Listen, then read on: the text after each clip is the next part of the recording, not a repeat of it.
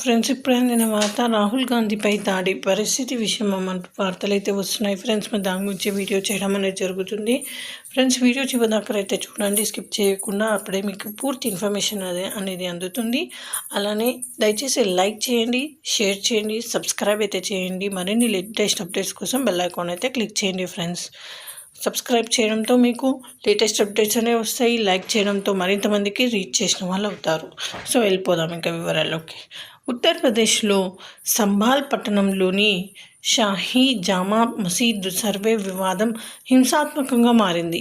సర్వేకు వచ్చిన అధికారులు, పోలీసులపై వేల మంది గుంపు రాళ్ల దాడికి పాల్పడింది. ఇది మొత్తం హింసాత్మకంగా మారింది. ఈ ఘటనలో 5 వ్యక్తులు మరణించారు, 30 మంది వరకు పోలీసులకు గాయాలయ్యాయి.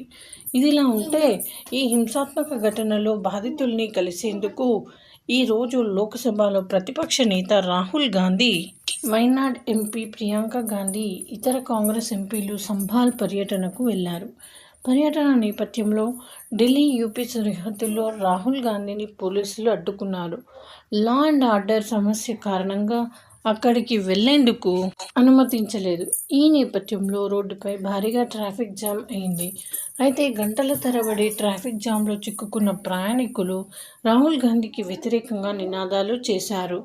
రాహుల్ గాంధీని, ఇతర కాంగ్రెస్ నేతల్ని అడ్డుకునేందుకు ఘాజీపూర్ బార్డర్ వద్ద బారికేడ్లు ఏర్పాటు చేశారు. దీంతో అసహనానికి గురైన ప్రయాణికులు రాహుల్ గాంధీ ముర్దాబాద్ అంటూ నినాదాలు చేశారు.